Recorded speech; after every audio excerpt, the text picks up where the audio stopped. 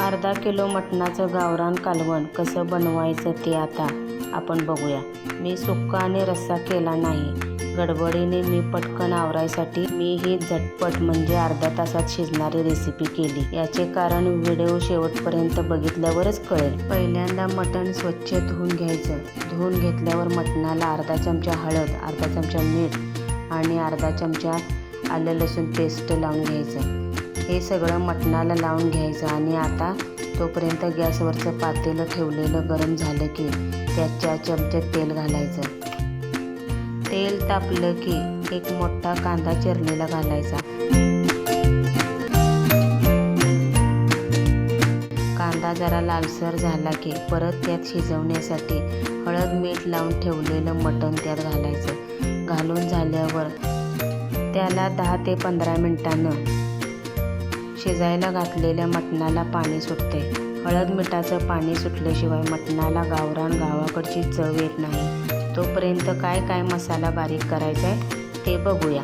भाजलेला कांदा, ओलं खोबरं, 2 इंच आलं, 10 ते 15 लसूण पाकळ्या, 1 वाटी कोथिंबीर हे सगळं मिक्सरमध्ये बारीक करून घ्यायचं। एक महत्त्वाची टिप, कांदा टोमॅटो बिना तेल घालता लोखंडाच्या कढईतच भाजायचं म्हणजे आणि जरा चांगली चव येते।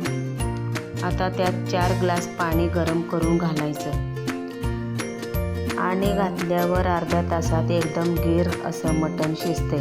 कसं शिजले ते तुम्ही बघा। आता शिजलेल्या मटणाला फोडणी द्यायची।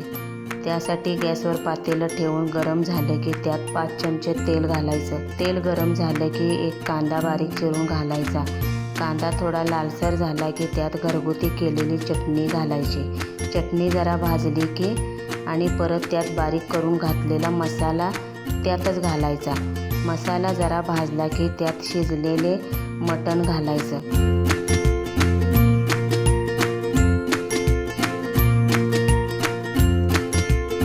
मटणाला उकळी आली की आणि सगळ्यात शेवटी चवीनुसार मीठ घालायचं।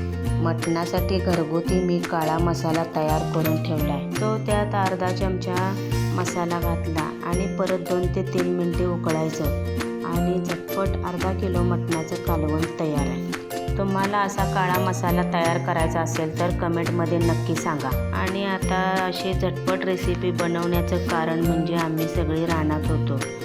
उशीर झाला म्हणून असं झटपट गावरान मटणाचं कालवण तयार केलं।